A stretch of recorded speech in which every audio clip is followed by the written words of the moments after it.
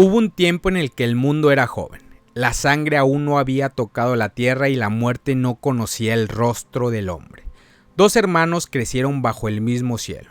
Escucharon la misma historia, ofrecieron sacrificios al mismo Dios. Uno se llamaba Caín, el otro Abel.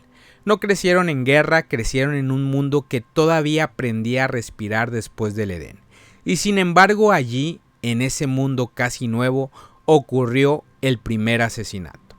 Caín era labrador de la tierra, Abel pastor de ovejas. Ambos trajeron ofrendas delante de Hashem.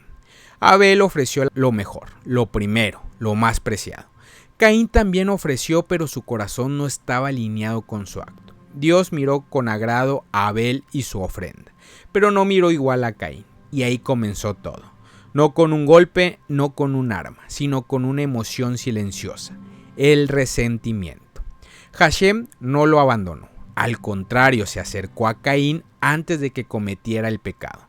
Le habló, le advirtió, le dijo que el pecado estaba a la puerta, que lo deseaba, pero que él podía dominarlo. Dios le dio una salida.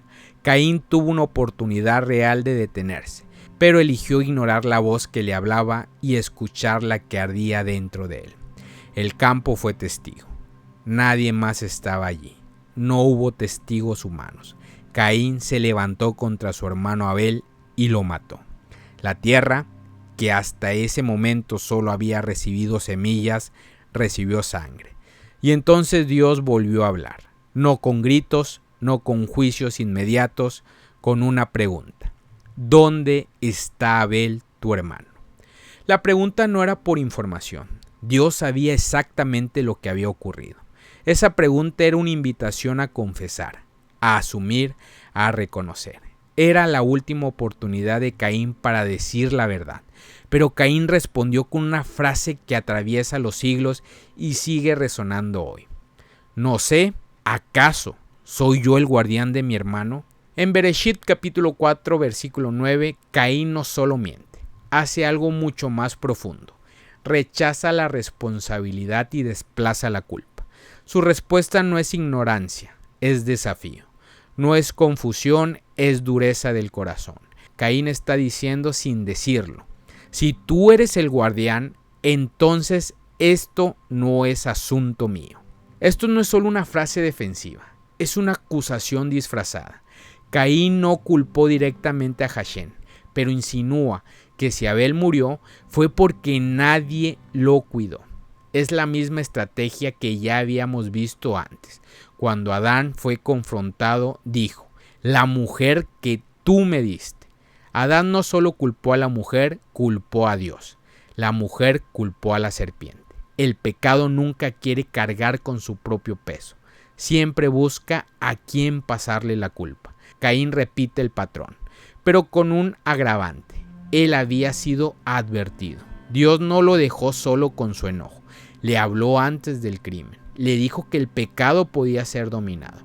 Caín no puede decir que no sabía. Su problema no fue falta de instrucción, fue falta de obediencia.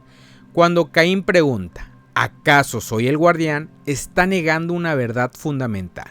El ser humano sí tiene responsabilidad por el otro. La Escritura lo afirma claramente cuando dice que debemos abrir la boca por el mundo y defender al necesitado, como enseña Proverbios. Negar esa responsabilidad es negar el diseño de Dios para la vida en comunidad. Dios responde de inmediato. No discute con Caín, no entra en su juego. Dice: la voz de la sangre de tu hermano clama a mí desde la tierra. Aunque Caín niega, la creación misma testifica. La sangre tiene voz. La injusticia no queda muda. El silencio humano no apaga el clamor delante de Dios. Aquí ocurre algo profundo. Caín intentó evadir la responsabilidad humana, pero descubrió que la responsabilidad espiritual no se puede evadir. El profeta lo diría siglos después con claridad absoluta. Cada persona es responsable de su propio pecado, como afirma Ezequiel capítulo 18, versículo 20. Nadie puede cargarle su decisión a otro, ni siquiera a Dios. Culpar a Hashem es uno de los mecanismos más antiguos del corazón humano cuando no queremos enfrentar lo que hicimos. Decimos, Dios permitió, Dios no me detuvo, Dios sabía, pero advertir no es lo mismo que forzar.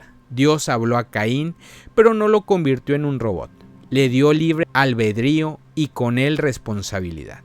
La ironía es profunda. Caín niega ser guardián de su hermano, pero Hashem revela a lo largo de toda la escritura cómo el verdadero guardián, el Eterno, guarda a todos los que le aman. Dice Salmo 145:20.